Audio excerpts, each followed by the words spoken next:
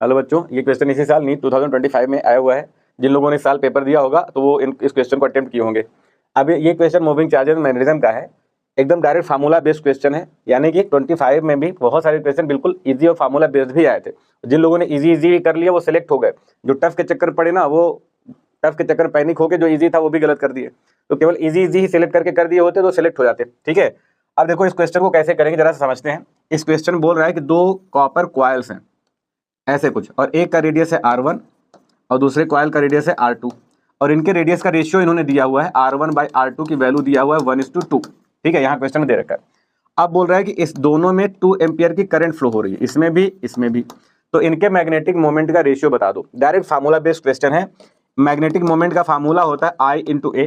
ठीक है, अब एरिया यहाँ पर, अच्छा इसका एरिया, ए का मतलब होता है एरिया, तो इसका एरिया डाल दो। एरिया हो जाएगा πr²। ठीक है, तो पहले तो मैंने लूप के मैग्नेटिक मोमेंट का फार्मूला लिख लिया।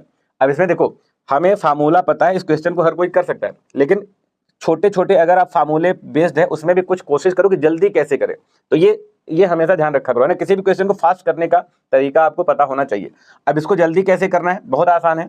दोनों का मैग्नेटिक मोमेंट का रेशियो पूछा है, तो जब भी रेशियो पूछे तो आप पहले फार्मूला लिख लो। अब उसमें ये देखा करो कि दोनों में क्या चीजें सेम है उनको हटा दो, क्योंकि सेम वाली चीजें कैंसिल आउट हो जाएंगी।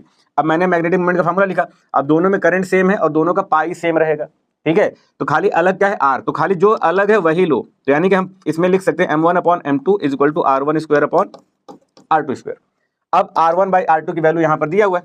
अब क्योंकि स्क्वायर में करना है तो इसका स्क्वायर कर दो, 1 का स्क्वायर 1 ही होगा, 2 का स्क्वायर 4। तो देखो आ गया आंसर, है ना। अब बच्चे क्या करते हैं, M1/M2 करेंगे तो I1/I2 वो फिर बाद में काटते हैं। क्यों लिखोगे फिर काटोगे फालतू में, 2-4 सेकंड 5 सेकंड जाएगा ना, उतना टाइम आप किसी और जगह लगा दोगे। ठीक है, तो 1:4 हमारा आंसर आ गया। तो इतने इजी क्वेश्चन भी इस साल पूछे गए हैं। Thank you.